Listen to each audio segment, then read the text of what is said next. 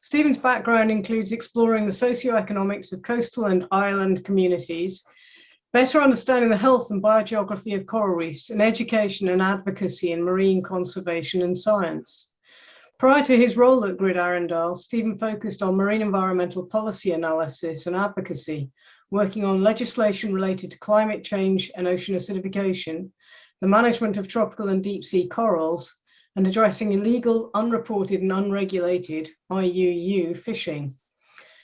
Stephen also serves as policy advisor to the Ocean Foundation, and he's going to be talking about the protection of marine organisms and ecosystems to combat climate change. So over to you, Stephen. Thank you. I would like to thank the Royal Society for organizing this panel on this much needed topic of discussion. And my topic today is about what we're terming, or what I've termed, oceanic blue carbon. And my background actually is I've been working on blue carbon, which is carbon sequestration in coastal and oceanic ecosystems and harnessing that value since 2008. So I guess you could say I was one of the world's first blue carbon lobbyists. And what I do here in Norway, I'm at a Norwegian foundation, is I develop projects that support the United Nations Environment Programme. I've been mostly working on coastal blue carbon, but we've been getting involved in oceanic blue carbon. So obviously, as the last speaker, as Carole spoke, our oceans are vastly important to climate regulation and life on this planet, and basically recognizing this value of the oceans is integral to how we can address climate change. One of these ways is how it has gotten a lot of attention recently, and that is how coastal ecosystems such as mangroves, seagrass meadows, and salt marshes help store and sequester carbon in their biomass and carbon-rich sediments. And through projects like the UN Environment's Blue Forest project, we've been able to pilot how to harness this value on the voluntary carbon market so that those that are parties can offset their carbon emissions, and those funds go to coastal communities to support conservation and restoration activities, with profits supporting community benefit activities such as the building of freshwater wells. So this has been quite successful. And recently, over the past couple of weeks, coastal blue carbon got a lot of attention at the COP26 climate change meeting. And I believe quite a few more countries have recognized this value of coastal blue carbon ecosystems in climate change adaptation and mitigation actions. So it's a rapidly increasing field with lots of potential blue economy spillovers, because these ecosystems are not only important for carbon sequestration, but they provide fisheries, buffer and protect communities from waves, etc.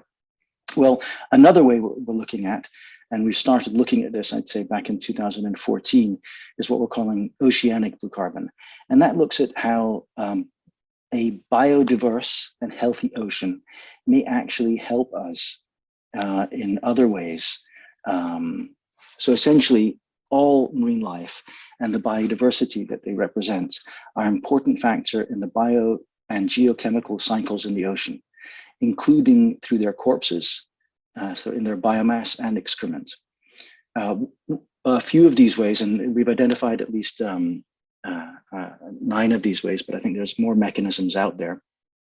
When whales, so one of them is related to whales. I'm just going to go through a few animals to show the biodiversity connection. When whales feed at depth, they bring up nutrients to the surface through their vertical movement. So they dive down, feed at squid, some whales, and come up to the surface, and then they release these massive flocculent fecal plumes. So everybody can repeat, massive. I hope you guys have had your dinner so far.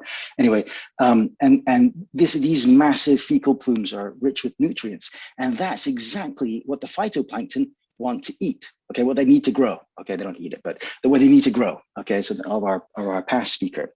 And so when this phytoplankton is absorbing the nutrients, they're fixing that carbon in the surface waters. Well, whales also help bring nutrients from different latitudes through their annual migrations, and also through their lifetimes. Whales store a lot of carbon in their bodies, and when they die naturally, they bring that carbon down to the bottom of the ocean. Fish also take up a large amounts of carbon from the water with them through their food and excrete it again through their feces. So it's that fish poo. It's all about poo in the ocean, essentially, and poo sinks faster than phytoplankton. The excrement and the corpses of fish sink into the sea, and was not eaten on the way to the seabed sinks into the mud. And that's important because when it gets down to that mud at the bottom of the ocean, it can be stored orders of magnitude in greater timescales than the timescales of carbon that is stored in the phytoplankton or in your terrestrial ecosystems. So thousands to millions of years. I mean, in fact, if you think about going to the British Museum and looking at the fossils of the ichthyosaur, well, that was actually a fish carbon unit of its day, okay?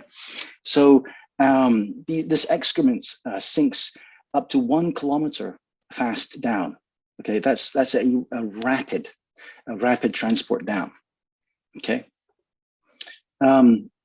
In 2019, researchers so we introduced this in 2014 and had some discussions with a number of parties, including some of the COPs.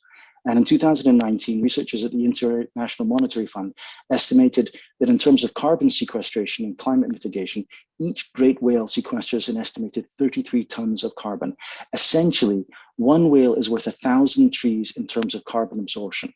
And that, combined with the other economic benefits, the researchers estimated that great whales are worth around $2 million individually, which alludes to a vastly important role that marine life has in the blue economy, not just for the whales, but you can see the different types of ecosystem services that whales are contributing to in our ocean. And we were happy to supply the International Monetary Fund with these graphics. That's the sort of work that GRID-Arendal does. It's not just the whales, okay? Researchers have found that selective grazing by sea turtles stimulates regenerative growth and maintains diverse seagrass ecosystems. This promotes healthy seagrasses with high biomass and therefore carbon sequestration.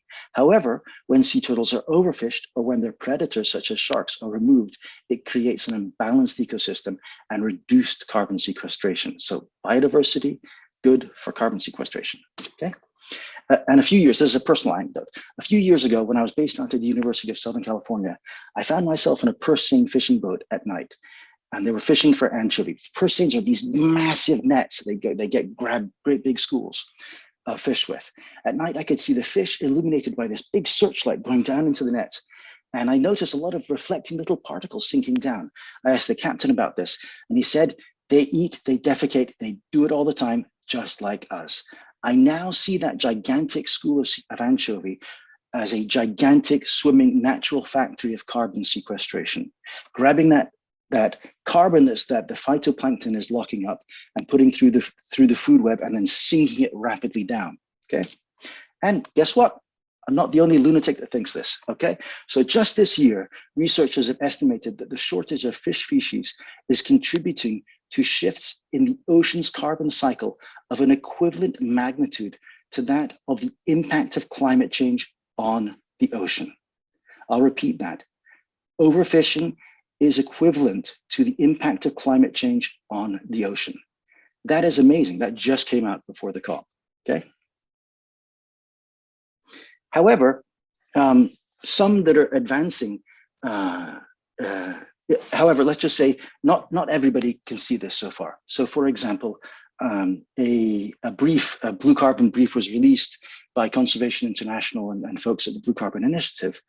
And in this brief, the ecosystems that these organizations work on were valued as highly valuable for carbon sequestration. But through this, they completely missed the link of marine life, which is quite surprising given the wealth of scientific evidence beyond that. And this is important because these groups are going to meetings like the COP and telling everybody that forget about the fish, it's only the coastal ecosystems, which is a bit of a head scratcher because you can't really ignore the ocean's biological carbon pump. I mean, the wealth of literature behind this is vastly superior to the wealth of literature on coastal carbon ecosystems. I'm just highlighting this to say that we've got a lot of work to do, okay? And yes, ecosystem management for carbon is one of these things, and marine fish, you can't do anything. Well, that's also a bit of a head scratcher because can you manage ecosystems in the ocean? Can you increase biodiversity? Can you restore fish populations? I think there's a wealth of fishery science that says that you actually can restore these populations. Okay, and we actually, earlier this year, we released a policy analysis. So we interviewed a number of stakeholders in the United Arab Emirates and asked them what they felt about the value of oceanic blue carbon, about recognizing this role that marine life has in carbon sequestration.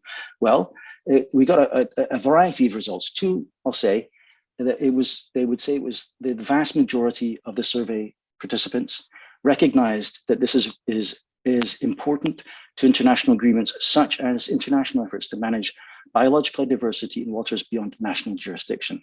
So a lot of NGOs want to protect, and a lot of people want to protect ocean life. My response is, well, who's going to pay for it? You know, and also another, the vast majority of survey participants recognize that the value of oceanic blue carbon should be incorporated into strategies for conservation and climate change mitigation. So that's a hint that this is going to be something else. Okay, and so I'll sort of end with, you know, the big questions here are: what is the biological carbon sequestration of a living biodiverse ocean versus a depleted one? What is the total significance? And do we actually have the ability to value it and account for it? Can we measure it? Okay, can you measure a whale fart in the middle of the ocean? Okay, or not? You know, and how can you relate that to carbon? Okay. Obviously, our oceans, you know, by many estimates, are overfished, including from the FAO to the World Wildlife Fund here. So oceanic blue carbon is potentially not what it used to be. Okay, in the 1950s, only 1% of the high seas was fished, and 0% of the species were identified as exploited, overexploited, or collapsed. Can you imagine oceanic blue carbon sequestration ability of the 1950s compared with that of today? Well, that's what those researchers are just doing. Okay.